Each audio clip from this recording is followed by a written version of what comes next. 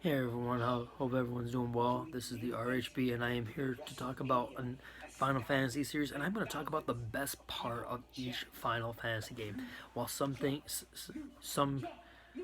Final Fantasy games did some things better than others, everything's got something that they did right, and some part of it that stands out for in positive ways. So a couple of them might have, as I go through this list, might have things like the same story or the same leveling up system or something like that. There will be some similarities.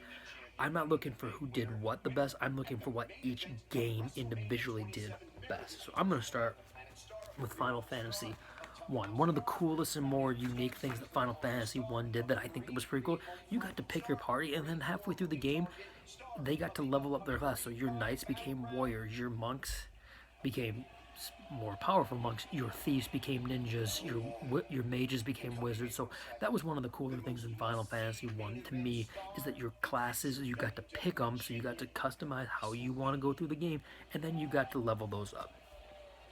In Final Fantasy 2, I think the best thing in Final Fantasy 2 is that it had the first real comprehensive story, and it gave names to your main characters. You didn't have to name them, it gave them names, and it kind of gave them identities. And I think that's the best thing that Final Fantasy 2 did, is it came up with a story, and it had a comprehensive, easy, nice, simple, smooth story. And the memorization thing is not the worst thing. It's kind of cool, but again, I think they got the story part right. That's the best thing about Final Fantasy 2. It's one of the few things that it did get right. Final Fantasy 3, best part of this game, hands down, job system. No other way to say it. You can learn multiple jobs. You can customize your party to however you want to fight. Final Fantasy 3 got the job system right for the first time, and it introduced summoning magic, which is important. But the job system is the best thing about Final Fantasy 3. Final Fantasy 4. The best thing about Final Fantasy 4 is the story.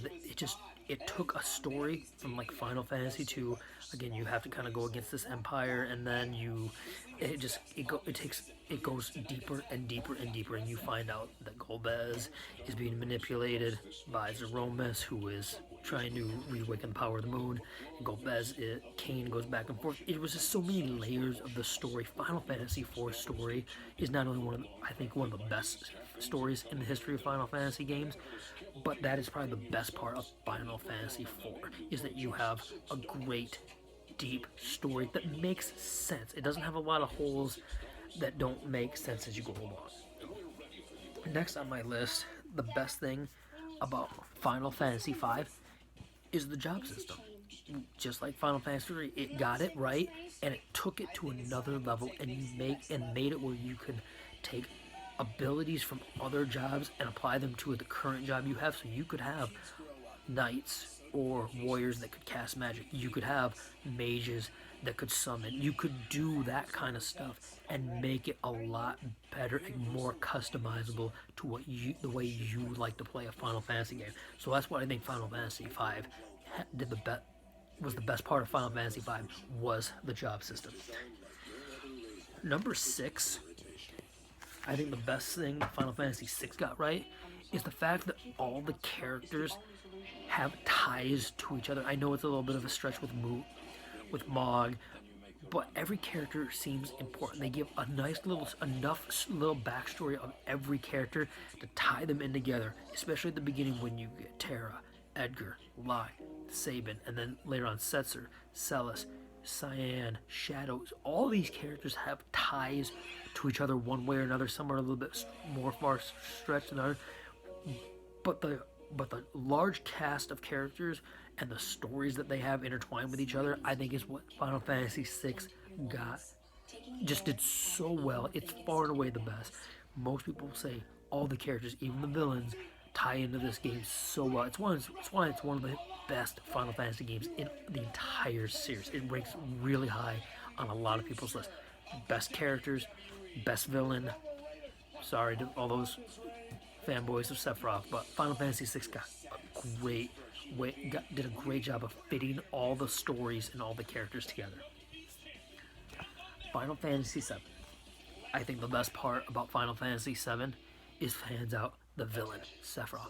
He was the ultimate villain. He was so cool. You kind of wanted to see how far he would go, but at the end you still wanted to take him down. And the fact that he's such a beloved villain, again, everyone thinks Kefka's one of the better villains, but Sephiroth was just added that cool factor. If you play the Kingdom Hearts series, which I do, you want to go fight Sephiroth.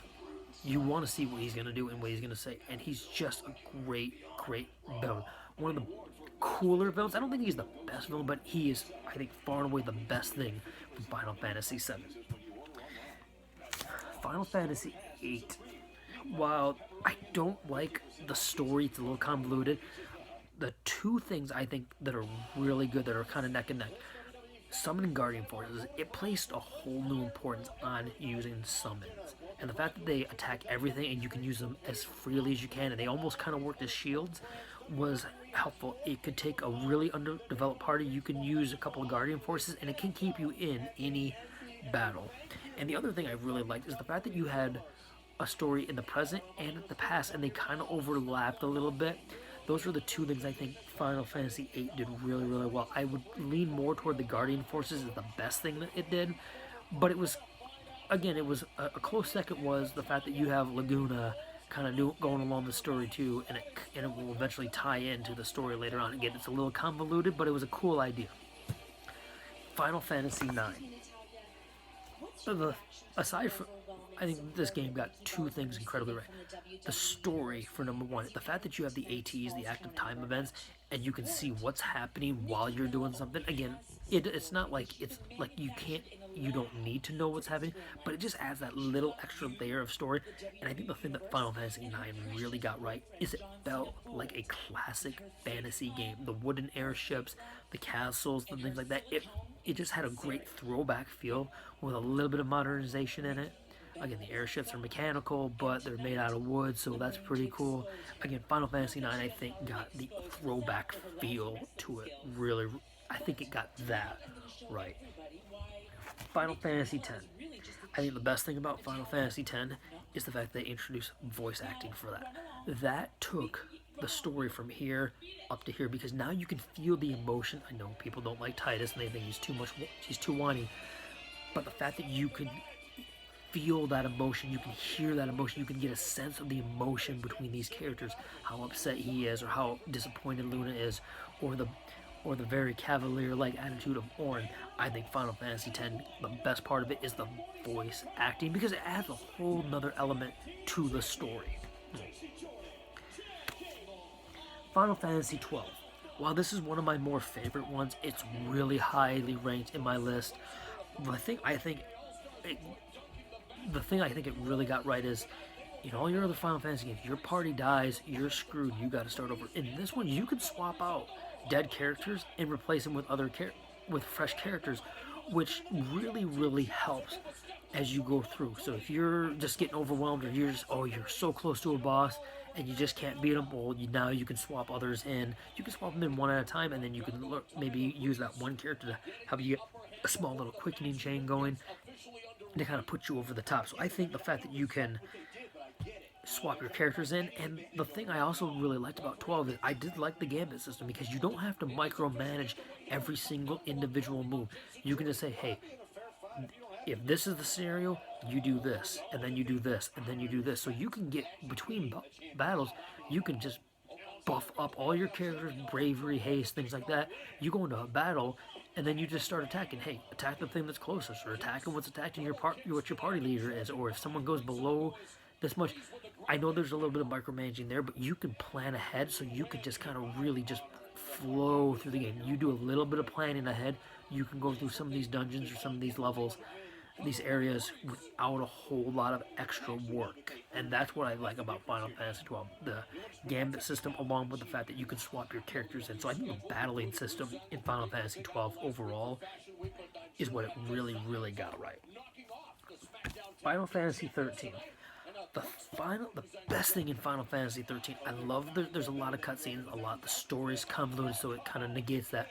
I like the battle system. I think the battle system takes the best of a turn-style battle system and an MMORPG style. Like, you can, okay, I'm waiting, I'm going to pick this, and this, and it gives you enough time to do it.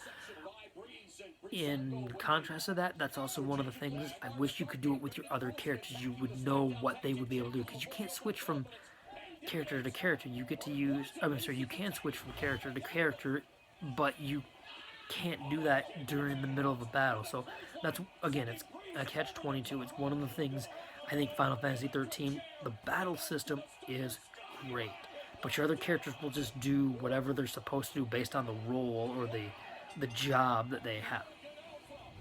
Final Fantasy 15. What I'm looking forward to going through it again. I just gotta get the time so I can dedicate to it. The thing that I think Final Fantasy 15 did the best at was the camaraderie and the feel of the main characters, all four of them. That you feel like they are a tight knit group. You want to see them succeed. You don't want to see Ignis, spoiler alert, be blinded. You want to see Gladio be the tough guy that will be kind of your protector. You want to, I know Prompto can be annoying to some, but you want, everyone can relate to those guys. Everyone can relate to the guy that's kind of the protector of your group, the guy that's always kind of looking out for the best interest like Ignis did. And everyone can appreciate the guy that's a little bit more carefree like Prompto, the guy that's kind of silly. So that's what I think Final Fantasy 15 did the best at, was creating a great feeling. You really connect with those characters, and that goes a lot into the voice acting that they introduced in Final Fantasy X. So that's what I think each Final Fantasy did best at. Do you think you have other, if you have other comments, or you think that there are other things that they did well, or if you don't agree with anything I said, leave your comments in the section below. See you next time.